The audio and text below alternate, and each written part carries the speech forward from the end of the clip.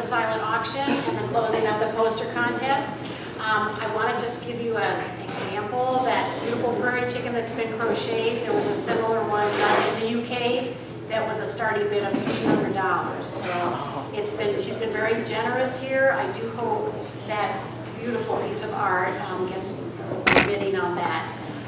It is a great pleasure here to have Thelma Heidel Baker here today. She's going to be speaking as grass is good for more than just cows, wildlife conservation on Grazing Dairy Farm. She's a grazing organic farmer, an entomologist, a nature educator, and a beneficial insect conservation expert. She brings her passion and knowledge of livestock, insects, and conservation together on her family's grass-based organic dairy farm in southeastern Wisconsin, where she actively incorporates wildlife conservation of butterflies, bees, and birds into their farm management. She also serves as a grazing ambassador for Grassworks, a nonprofit grazing advocacy organization. She farms with her husband Ricky and their 2 young children on their diversified dairy farm, Bossie Cow Farm, near Random Lake, Wisconsin. It's a great pleasure to introduce Thelma this afternoon. Thank you.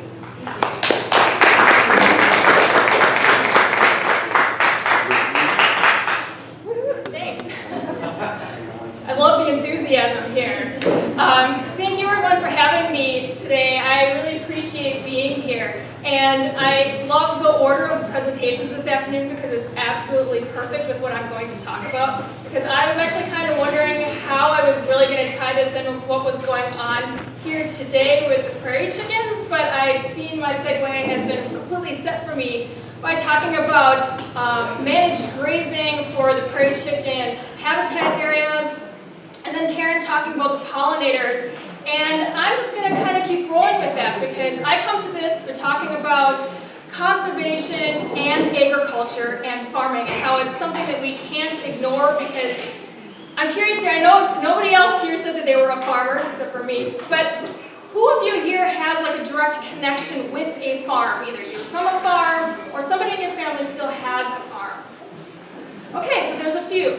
But those connections are getting farther and farther apart and farther away. I work in a school district now with children.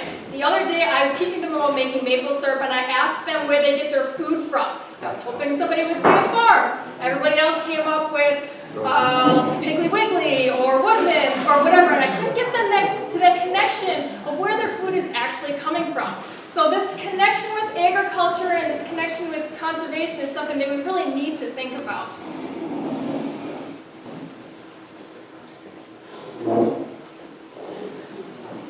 Okay, so I'm going to start out here by talking a little bit about my family farm because I'm using this as a case study today. And this farm is not close to here. We're over on the other side, on the eastern side of Wisconsin, north of Milwaukee.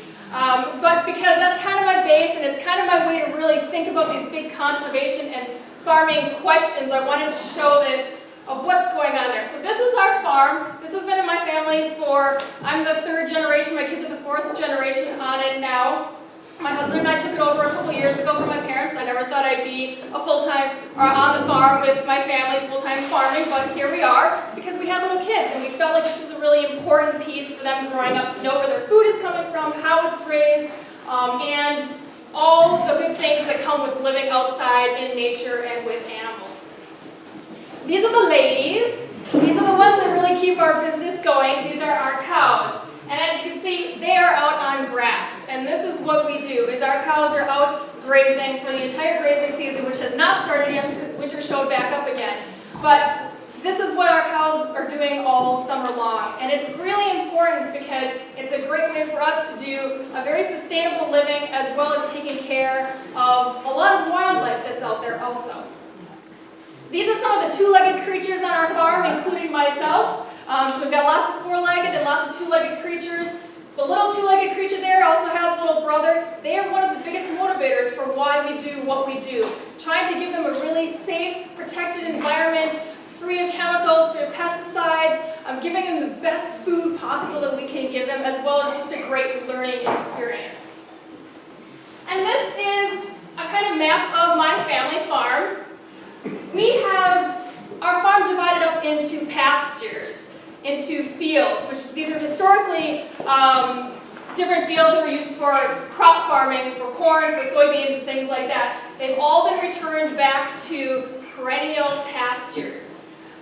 We talked earlier, we were talking about the management and using grazing for managing the land, and how you have to break those big parcels up if you want to do rotational grazing. That's exactly what we've done here, using the old fields that were existing, putting up permanent fencing so that the cows can go into particular sections at a time. Now, my family is very connected to the natural world. We always have been. And that's reflected with the names of the pastures that we've chosen here. For example, I know you probably can't read them back there, but we have one called the Badger Burrow Pasture. Can you guess why it's called the Badger Burrow Pasture? Yeah, we had a badger, and its burrow was there for many, many, many years. We have another one called the Burrow Pasture. There's a massive burrow that's probably a couple hundred years old that's kind of the silhouette of our entire farm. I hope that tree is there for many, many, many more years. The cows love it, my kids love it, we all love that tree.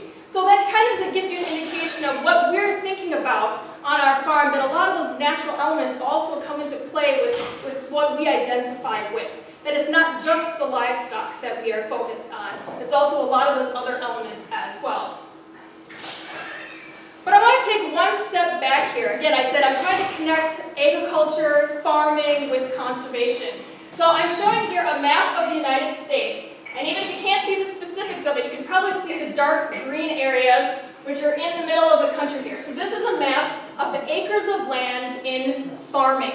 And we can see the intensity of where those farming acres are. It's throughout the Great Plains. It's throughout the Midwest where we are. There's also some further out in the West Coast, but a lot of it is right here in the center of the country where we are right now. And I'm going to put a map over the top of that, of the grassland areas within the country. And you can see the overlap there, that where those grasslands historically were is where our agriculture is. And there's a reason for that. It's because that land is flat, it's because it's really high quality soils, which is great for agriculture, great for production, great for getting more yields out, profitability, and all that goes with it. So, we also live, this part of Wisconsin is kind of that borderland area of where we have intensive agriculture and where it's becoming much more of a natural area. But something to think about. So we've got a lot of agriculture out there.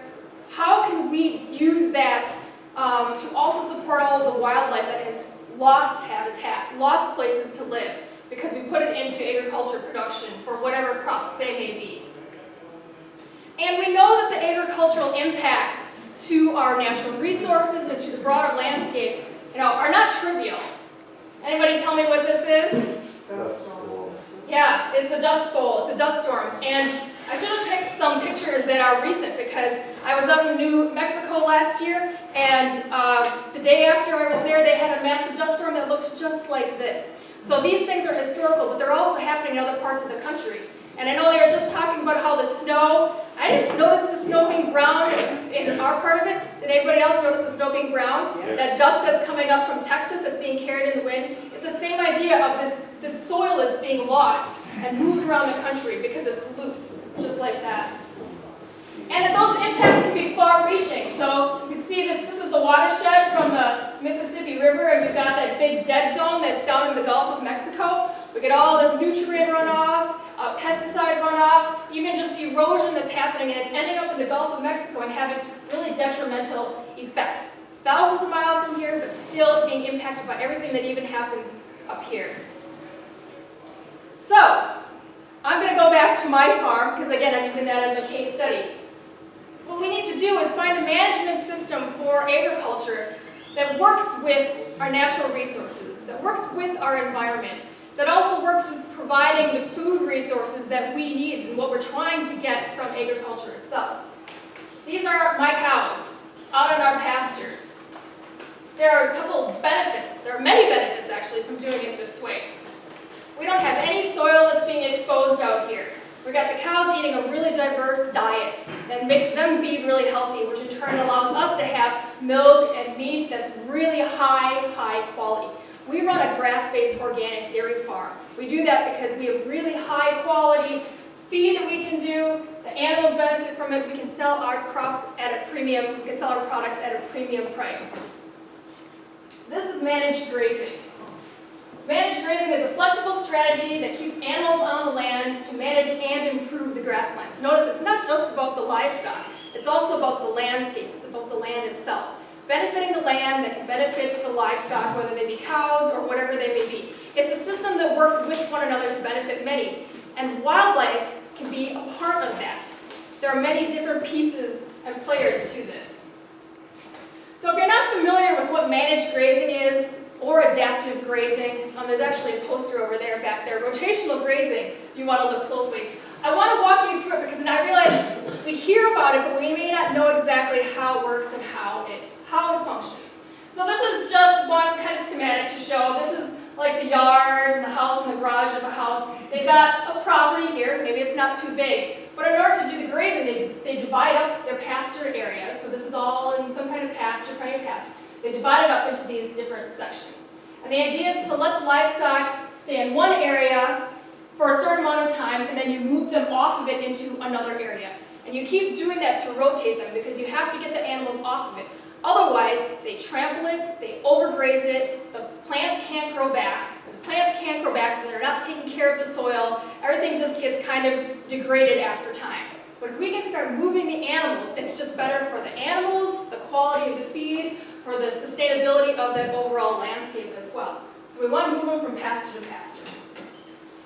This is another video, photo just showing what this can look like, because this is a nice hillscape. These are sheep out here doing the same thing. You can see these paddocks or pastures. We usually call these paddocks. The whole thing would be one pasture, and then these are paddocks where they got these temporary wires, and then you move them into the next one and over. And you can see how the livestock have moved, and here they've been moving up the hills. They're here, and they've been given a new break, so we call it a new break, so the livestock can go up there and feed. Here's another one. This is kind of a spider web design. So it really kind of depends on what the property looks like. If it's a wild area, you could do similar things. It's just how you want to divide it up and how you can move the cattle across it, or the livestock across it. So this one is divided up this way, and then you just move it as you go. And that movement can happen on many different scales. Sometimes it's per month. Sometimes it's per week. Sometimes they do it every couple of days or even a day. On our farm, we actually, in the middle of summer, we will move it multiple times in a single day. We run dairy animals. We need to give them the highest quality feed, and we need to get them off of it quick so that they don't overgraze because they need to eat a lot. So this is our field, and I just happened to look on Google Earth yesterday, and I found out that they'd taken a picture last summer, and the cows are still out there. You can actually see little black and white dots. And you can see, hopefully from back there, these V or triangle shapes here as we moved these temporary fences across the pasture. So it's kind of a really cool way to see exactly what we were doing within about a week's period of time. Cows were getting new grass, and they move right along. And so this is the ungrazed area. You can really tell the difference. And they graze that off, and then we give them a new break, and they will only go on the new stuff. They know exactly what they want and what they don't want. So this just leads me to a question of thinking about, since we are all consumers, and if you do eat meat or dairy, think about where your meat comes from, because where it comes from can make a big difference in the environmental impacts and on the broader landscape, and even thinking about wildlife conservation, which I'll talk about in a little bit. So, confinement animal feeding operations, whether it's dairy or whether it's meat, those animals are not out on pasture at all. Continuous grazing. So saying that an animal is out on pasture and saying that it's being rotationally grazed are two different things. These animals are technically